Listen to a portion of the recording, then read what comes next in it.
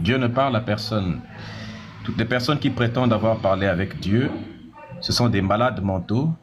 On doit les enfermer dans des centres psychiatriques pour subir un traitement intense par des spécialistes, des docteurs en psychiatrie.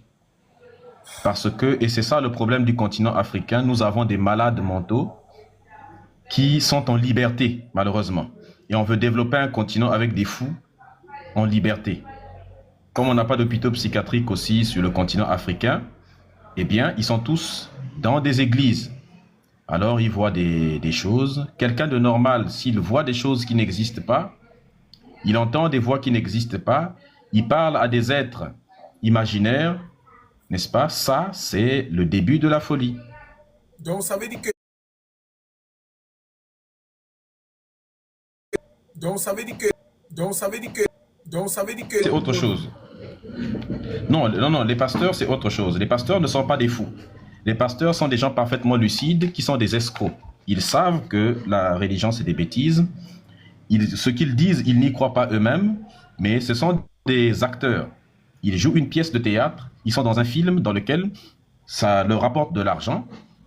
À partir du moment où ils roulent en Range Rover, à partir du moment où ils construisent une église qui est propre et qu'ils s'achètent une parcelle ou des parcelles, des maisons, sur l'argent des gens qui viennent. Et en plus, dans sa propre Bible, on lui dit, on lui autorise d'escroquer les gens, Galates chapitre 6, versets 6 et 7, que celui à qui on enseigne la parole fasse part de tous ses biens à celui qui le lui enseigne. Ne vous y trompez pas, on ne se moque pas de Dieu. Ce qu'un homme a semé, il le moissonnera. Donc Dieu te dit, va donner tout ce que tu possèdes à celui qui t'enseigne la parole. De toute façon, moi, Dieu, je te rendrai tout quand tu seras au paradis. Donc naturellement, pendant que les autres sont en train de construire leur paradis sur terre, nous, on crée le chaos sur terre dans notre continent et on attend un paradis imaginaire après la mort. Mais Et c'est ça qui est dommage. Le paradis n'existe pas alors. Le paradis est un mythe tel que décrit dans le christianisme. Les notions de paradis et d'enfer, comme Cheikh Anta Diop l'a montré dans Civilisation ou Barbarie, je crois qu'à la page 416, si ma mémoire est bonne, comme il l'a démontré, les notions de paradis et d'enfer sont des notions qui ont été plagiées sur des civilisations qui existaient déjà avant, telles que l'Égypte antique et Sumer, et la civilisation sumérienne. Donc, ils n'ont strictement rien inventé. Ce sont des concepts qui existaient et on peut le démontrer de manière absolue. Et d'ailleurs, tout le reste de la Bible n'est qu'un simple plagiat. L'histoire d'Adam et Ève, l'histoire de Moïse, l'histoire d'Abraham, l'histoire de Jésus, l'histoire de Joseph, l'histoire de Noé, tout ça, ce sont des mythes qui ont été copiés, plagiés sur des textes qui existaient déjà avant. Et je défie quiconque de venir me démontrer le contraire si c'est un garçon qui a les noyaux ou si c'est une femme qui pense être capable de le faire, qui est intellectuellement stable. Me dis ça vraiment. Et Moran qui, lui, il est né, depuis qu'il est né, il est chrétien. Donc, et Nourou est musulman. Qu'est-ce que tu dis pour les deux, s'il te plaît? Parce qu'ils vont prendre la parole après. Je dis que les deux sont dans l'aliénation, c'est-à-dire que, en dehors de toi, évidemment, si on prend ceux qui sont là pour le débat, il n'y a qu'un seul véritable Africain, c'est moi. Les deux, l'un est aliéné par les Arabes et l'autre est aliéné par les judéo-occidentaux.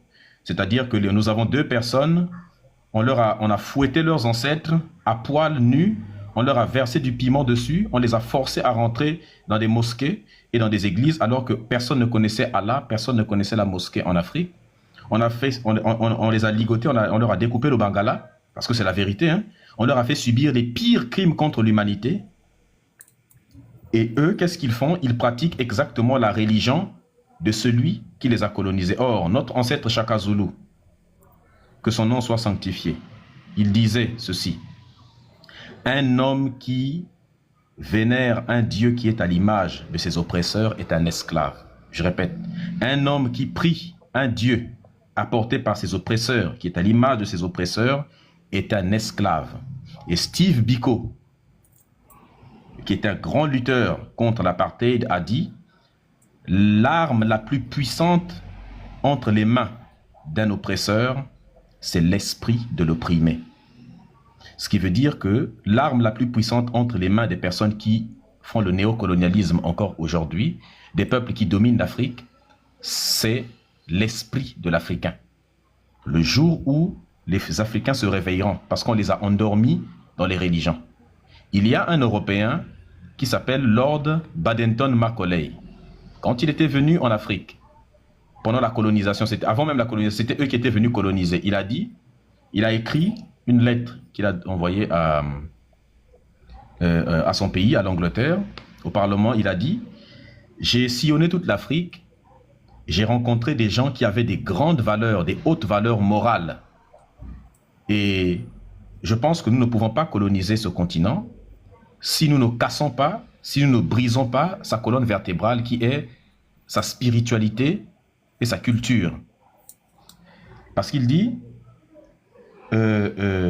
si on ne brise pas sa colonne vertébrale et sa culture, quand vous allez les enchaîner, ça n'aura servi presque à rien du tout. Parce qu'il savait qu'enchaîner quelqu'un, c'est mentalement. Et il ajoute, il dit, lorsque ces gens-là seront convaincus que ce qui vient de l'Angleterre